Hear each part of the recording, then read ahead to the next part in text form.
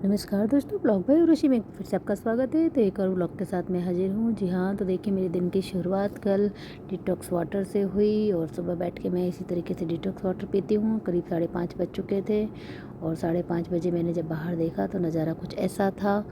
फिर मैंने सोचा अभी थोड़ा सा और वेट किया जाए, थोड़ा रुक के जाती हूँ और फिर देखिए मैं वॉक के लिए तैयार हो गई हूँ। तब तक 6 बज चुके हैं और 6 से 6:30 के बीच में मैं निकली और इससे पहले मैंने वहाँ पर आरना का नाम लिखने का कोशिश किया। कुछ लिख पाई और कुछ नहीं लिख पाई। तो ऐसे अपना थोड़ा सा टाइम पास करके आरना को याद करके मैं वॉक के लिए निकलने को रेडी हो गई और देखिए 6:30 बज चुके और मैं निकल पड़ी अपने मिशन पे, फैट टू फिट पर। वॉक टाइम अपने और पतिदेव देखिए जिम जा रहे हैं, वो उस तरफ गए, मैं दूसरी तरफ गई और मैं वॉक पे निकल गई। फ़र्क काफ़ी पड़ा है मेरे वेट पर। तो देखिए अभी आगे आने वाले समय में और मैं कितना फ़िट हो पाती हूँ।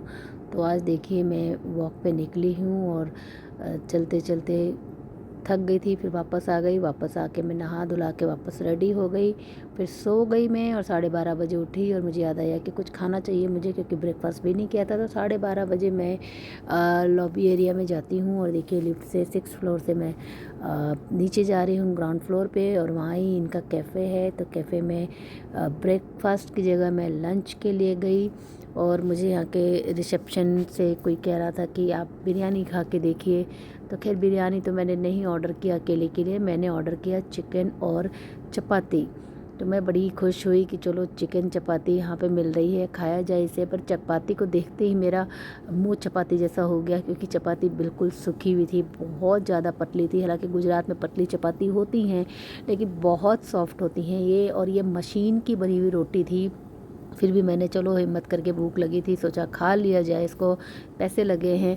तो जैसे ही मैंने खाना शुरू किया और पहला बाइट ही चपाती का लिया तो देखिए चपाती किसी पापड़ से भी पतली है, बिल्कुल ड्राई सी चपाती फील हो रही थी। ऐसा लग रहा था सिर्फ ऊपर की परत है और चिकन भी इनका काफ़ी हार्ड था। फिर भी मैंने सोचा चलो पैसे लगे खाया जाए, और पहला बाइट खाते ही मेरा मूड ऑफ हो गया, क्योंकि बिल्कुल भी अच्छा नहीं लगा। जब मैं HSR लेआउट में थी वहाँ इतने खाने के वैराइटीज़ थे, इतना सब कुछ अच्छा था, हर चीज़ वहाँ की बहुत अच्छी थी। और ये चपाती देखते ही मेरा तो ऐसा हो गया कि ऐसी चपाती कहाँ बनती है। बट अभी लिया था मैंने, फिर खाने की कोशिश करी तो देखिए चिकन भी इनका काफ़ी हार्ड था, ग्रेवी भी अच्छी नहीं थी। तो मुझे ये बड़ा अफसोस हुआ ये थाली लेने के बाद।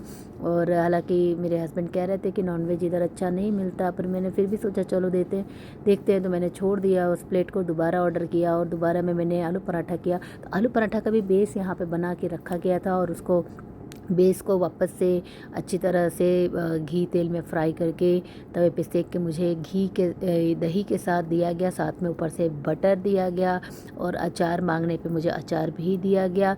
तो मुझे इतने दिनों में समझ में आया कि इनका बेस्ट ऑप्शन तो आलू पराठा ही। थाली भी ठीक ठाक थी, लेकिन चिकन का एक्सपीरियंस, मेरा नॉनवेज का एक्सपीरियंस बहुत ही बुरा था। तो मैंने पूरा खाना छोड़ के दोबारा से पैसे लगा के मैंने ये ऑर्डर किया और फिर हार मान के मैंने लास्ट में कहा कि चलो ठीक है अब आलू पराठा ही खाया जाए। तो मैं बैठी इसे खाने के लिए, मैंने उधर फीडबैक भी दिया कि आपका नॉनवेज प्लेट बिल्कुल भी अच्छा नहीं है। कई लोगों को मैंने देखा कि बिरयानी लेके जा रहे हैं, तो मेरी इच्छा हुई कि बिरयानी भी ट्राई कर सकते हैं। फिर मुझे रिस्क लगा तो देखिए मैंने वो प्लेट छोड़ दी है और अपने आलू पराठा के साथ में संतुष्ट होकर अपना टाइम मैंने निकाला। और आलू पराठा के ऊपर ये देखिए बटर दिया था इन्होंने, तो बटर को भी मैंने सोचा लगा लिया जाए, क्योंकि एक्स्ट्रा बटर इन्होंने दिया था। देखिए मैं ऊपर से बटर लगा रही हूँ, हालांकि इतना पसंद नहीं है मुझे ऊपर से लगाना, लेकिन सोचा कि चलो ठीक है यूज़ करते हैं इसको, देखते हैं।